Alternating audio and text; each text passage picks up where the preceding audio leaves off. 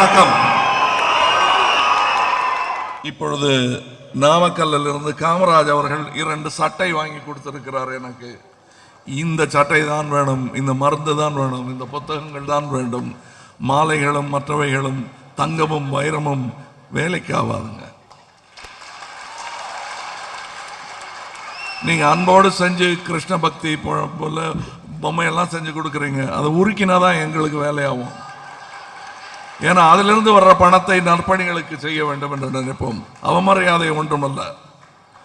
இங்கே திருவருட்பா புத்தகம் கொடுத்தார்கள், நன்றியுடன் பெற்றுக்கொண்டேன். யாருக்காவது பயன்படும், எனக்கும் கூட. என் தமிழ் மேம்படும்.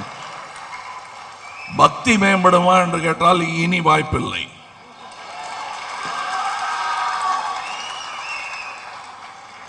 ஒவ்வொரு முறையும் என்னை பார்த்து சந்தேகத்துடன் கேள்விகள் பல முறை எழுப்பப்பட்டிருக்கின்றன. ஒவ்வொரு முறையும் என் படம் ரிலீஸ் ஆகும் பொழுது நீ நல்ல நடிகன் தானா, விலை போகுமா என்னும் கேள்வி ஒவ்வொரு முறையும் கேட்கப்படுகிறது. ஒவ்வொரு முறையும் அதற்கு நான் பதில் சொல்ல கடமைப்பட்டிருக்கிறேன். அது நல்ல கலைஞனுக்கு பார்த்து நல்ல ரசிகர்கள் கேட்கும் கேள்வி. அதற்கு பதில் சொல்லும் துணிச்சலும் திறமையும் இருப்பதாக நான் நம்பிக்கொண்டிருக்கும் வரையில் நான் இந்த தொழிலில் நீடிப்பேன். ஆக அது எனக்கு பெரிய குற்றமாக தெரியவில்லை. எத்தனை முறை சொல்லியும் எனது நிலைமையையும் என்னுடைய சித்தாந்தங்களையும் என்னுடைய ஒரு கோட்பாடுகளையும் சந்தேகித்து என்ன அரசியல் வர்றதா திட்டமா என்று 5 ஆண்டுகளுக்கு ஒரு முறை என்னை எதற்காக கேட்டுக்கொண்டிருக்கிறீர்கள்? இதை கேட்பவர்கள் யார் என்று எனக்கு தெரியும். பத்திரிகையாளர்கள் அல்ல. வந்தா சௌரியமா இருக்கு, இந்த பஸ் பிடிச்சு போகலாமே நினைக்கிறவங்க. இது வேற ரோட்டுங்க, அந்த ரோட்டு போகாது.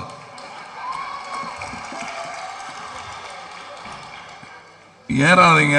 ஏறுனா பாதியில் வண்டியை நிறுத்தி இறக்கி விட்டுட்டு தான் போவோம்.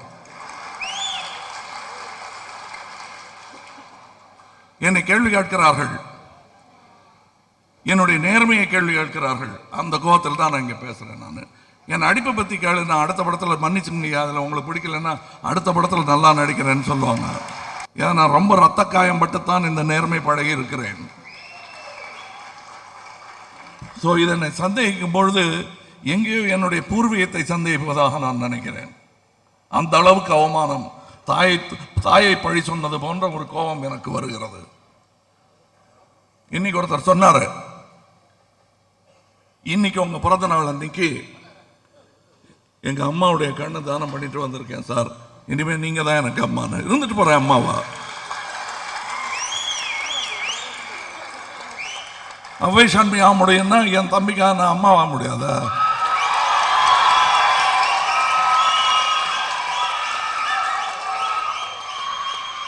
இன்னொரு விஷயம், அதை ரொம்ப கவலைப்பட்டு சொல்லாதீங்க, பெருமையுடன் சொல்லுங்கள் தம்பி. மரணத்தை வாழ்வின் ஒரு பகுதியாக ஏற்றுக்கொண்ட பலரில் நானும் ஒருவன். அதனால்தான் என் பிறந்த நாளும் என் தகப்பனாரின் இறந்த நாளும் ஒரே நாள் கொண்டாடப்படுகிறது. அது வேறு, இது வேறு. அதை நோக்கி நெருங்காமல் எத்தனை நாள் தள்ளி போடுகிறோமோ அத்தனை நாள் நல்லது என்று நினைப்பவன் அல்ல. எனது கடமைகளில் ஒன்றாக அதை நான் நினைக்கிறேன்.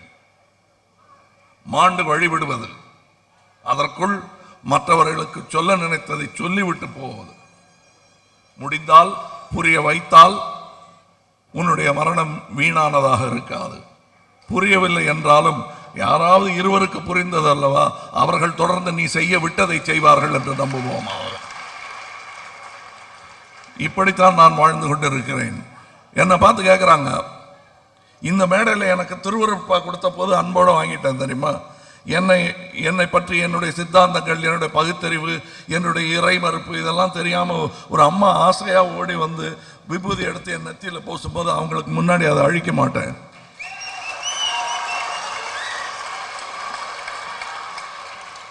அதுதான் என் பகுத்தறிவு.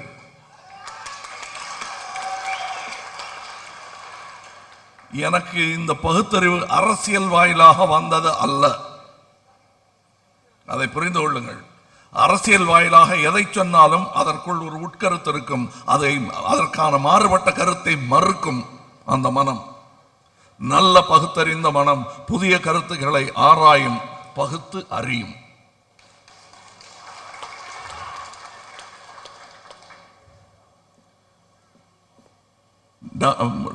ரிச்சர்ட் டாக்கின்ஸ் போன்றவர்கள் சொல்லும் கருத்துக்களுடன் ஒத்துப்போவர் நான்.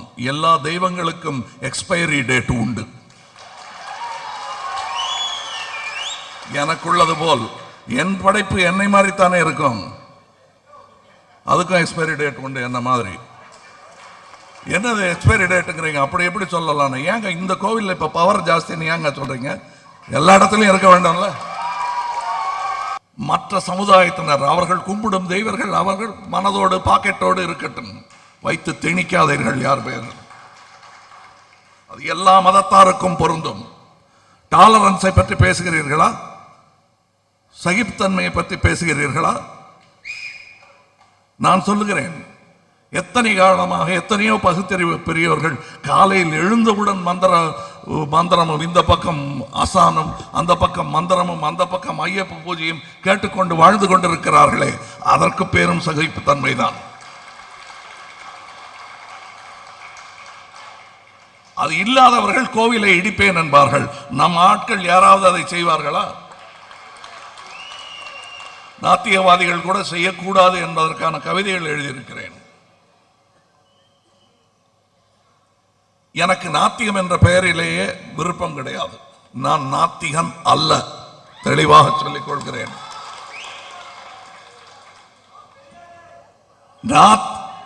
கேள் கேள் கேள், அவசரப்படாத.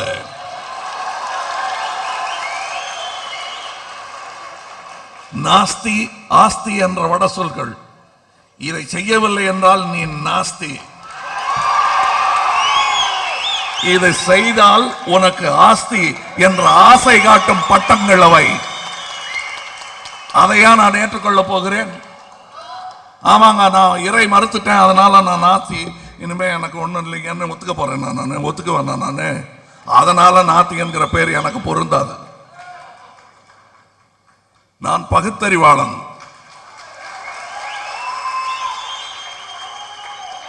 நாளைக்கு ஏதாவது ஒரு மந்திர சக்தி உள்ள சாமியார், மகாகரம் பொருந்தியவர் ஒரு தெய்வத்தை கொண்டு நிறுத்திவிட்டால் கைகுலுக்கி வரவேற்பேன், கும்பிட மாட்டேன்.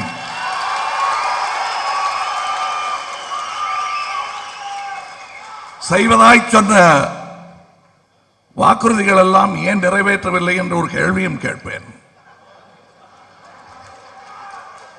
சுனாமி வந்தபோது எங்கிருந்தீர் ஐயா என்று கேட்பேன். ஏழ்மை வந்தபோது எங்கிருந்தீர்கள் அம்மா என்று கேட்பேன்.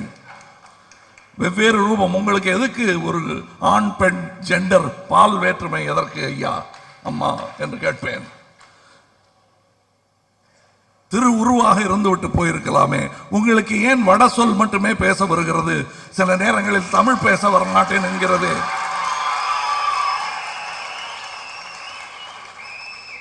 ஏன் நீங்கள் உங்கள் பக்தர்களிடம் ஆர்மேக் மொழியிலும் அரேபிய மொழியிலும் பேசினீர்கள், எங்கள் தமிழில் ஏன் முதலிலேயே பேசவில்லை என்று கேட்பேன். இந்த கேள்வி எல்லாம் கேட்டுட்டு இருக்கிறதுக்கு இப்ப நேரம் இல்லை, வேலை இருக்கு. தெய்வங்கள் இருக்கட்டும் ஒரு புறம். உங்களுக்கு மாட்டு இறைச்சி பிடிக்கலன்னா சாப்பிடாதீங்க.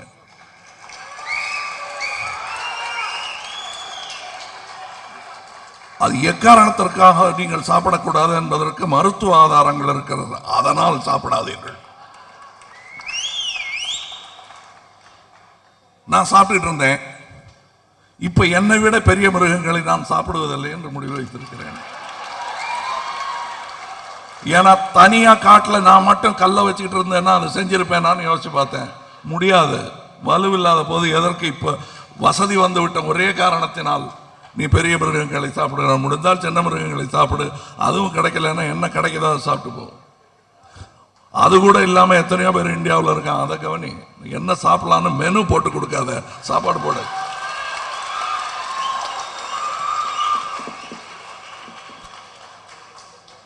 இன்றைய உலக விஞ்ஞானிகள் பூச்சிகளை சாப்பிடுவது நன்று, மாடு கன்றுகளை சாப்பிடுவதை விட அது பெட்டர்னு சொல்றாங்க. இப்ப புரியாது, எல்லாரும் சிரிப்பீங்க. இன்னும் 30 வருஷம் கழிச்சு அது ஒரு பெரிய இண்டஸ்ட்ரியா மாறப்போகுது. தெரிந்தவர்களுக்கு அது தெரியும். என்ன பூச்சி காட்டுறேன் இப்ப, அப்போ அது பெருவிருந்தா போகிறது வருங்காலங்களில். அப்பொழுது யாராவது ஒரு பூச்சி சாமியார் வந்து அதெல்லாம் சாப்பிடக்கூடாதுன்னு சொல்லுவார். ஒரு நம்மளோட பலசாலி ஒருத்தனை அடிக்கிறதுக்கு தைரியம் வேணும். 10-15 பேர் இருந்தான்னா வீரம் வேணும்.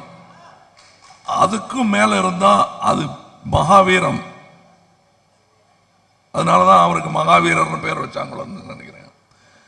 மகாவீரம் என்பது என்னவென்றால் அஹிம்சை. அங்கே போய் முடிகிறது.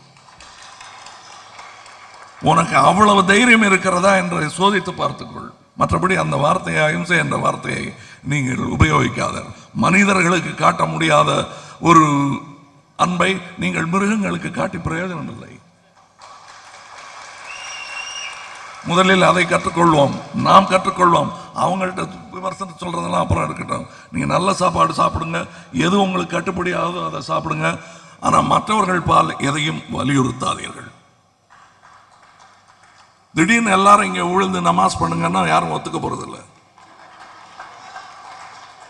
திடீர்னு இங்க எல்லாரும் விழுந்து வெங்கடாஜலபதியை கும்பிடுங்கன்னா பல நண்பர்கள் ஒத்துக்க மாட்டாங்க. இல்லை இயேசுநாதரை எல்லாரும் கும்பிடுங்கன்னு நான் இங்க திருச்சபையா இதை மாற்ற முற்பட்டால் அது நடக்காது. அதற்கென்று கூட்டங்கள் வேற இருக்கின்றன, அவை கூட்டங்கள். இது அது அல்ல. இதைத்தான் நான் இத்தனை 35 வருஷம் அமைதியா இவ்வளவு ஆர்ப்பாட்டம் இல்லாம சொல்லிட்டு இருக்கேன். இப்ப மறுபடியும் என்று சொல்ல வைக்காதீர்கள். விருதுகளை திருப்பி கொடுப்பேன் என்று கமல் சொன்னது மிகவும் தப்பு. தாழ்த்தப்பட்டவர்களுக்கு எதிர்ப்பான விஷயம் என்கிறார்கள். அது எப்படி எதிர்ப்பான விஷயம்? காந்தியார் அவர்கள் வெள்ளையர்களை எதிர்த்து நின்றார்கள். அங்கே வாங்கின பட்டத்தை, வக்கீல் பட்டத்தை திருப்பி கொடுக்கணுமா? வெள்ளைக்காரன் தானே கொடுத்தது. அது திருப்பி கொடுக்கறதுனால என்ன சாதிக்க போகிறீங்க? அடுத்து வாதாட வேண்டிய வழக்கு வாதாட முடியாமல் போகும். எனக்கு கொடுக்கப்பட்ட அந்த மரியாதை அரசு கொடுத்ததல்ல, 12 அறிஞர்கள் கொடுத்தது.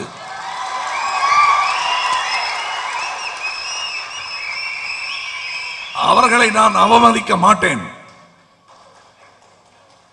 சகியாமை இங்கே வளர்ந்து கொண்டு வருகிறது என்றால் குரல் கொடுக்கிறேன். இதோ அதுதான் அந்த குரல். இது செய்தால் போதுமானது. ஒவ்வொரு முறையும் அது கட்சி வேறுபாடு இல்லாமல் சொல்கிறேன். எங்கள் சுதந்திரம் பறிபோகும் என்ற சந்தேகம் வரும்பொழுதெல்லாம் இந்த குரல் எழும். எந்த கட்சி, அது கம்யூனிஸ்ட் கட்சியா இருக்கலாம், காங்கிரஸா இருக்கலாம், பிஜேபியா இருக்கலாம், டிஎம்கே, ஏடிஎம்கே, யாரா இருந்தாலும் என்னுடைய பேச்சு சுதந்திரமும் என்னுடைய நண்பர்களின், சகோதரர்களின், குடும்பத்தின் சுதந்திரமும் அடிபடும் என்ற சந்தேகம் வந்தால் குரல் கொடுப்பேன். அதற்கு கட்சிக்கு ஆரம்பிக்க வேண்டிய அவசியம் இல்லை. உடனே அரசியலுக்கு வர்றீங்களான்னு கேட்கிறாங்க. வேண்டாம். 5 வருஷத்துக்கு ஒரு முறை கையை கரையாக்கி கொடுக்கிறேன், அந்த கரை போதுமானது.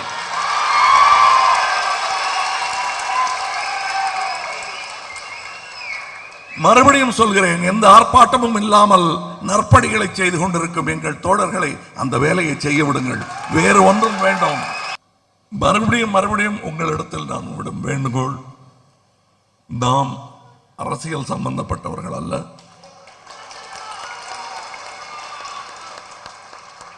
அரசியல் புரியாதவர்களும் அல்ல. புரிந்தால்தான் அதிலிருந்து விலகி இருக்க முடியும். இப்போ திருவருட்பா கொடுத்தாரு, ஒருத்தர் வந்து வட சொல் இலக்கியம் ஒன்று, மித்தாலஜி ஒன்று கொடுத்தாரு. அதையெல்லாம் படிப்போம். எதை சாடுகிறோம் என்று தெரிந்து கொள்ள வேண்டாமா? அதற்காக படித்தே ஆக வேண்டும். நீங்களும் படிக்க வேண்டும். படிப்பு கண்டிப்பாக உங்களை நர்த்தசையில் கொண்டு சேர்க்கும். நான் ஞானி என்று சொல்ல மாட்டேன், ஞானம் சேகரிப்பவன்.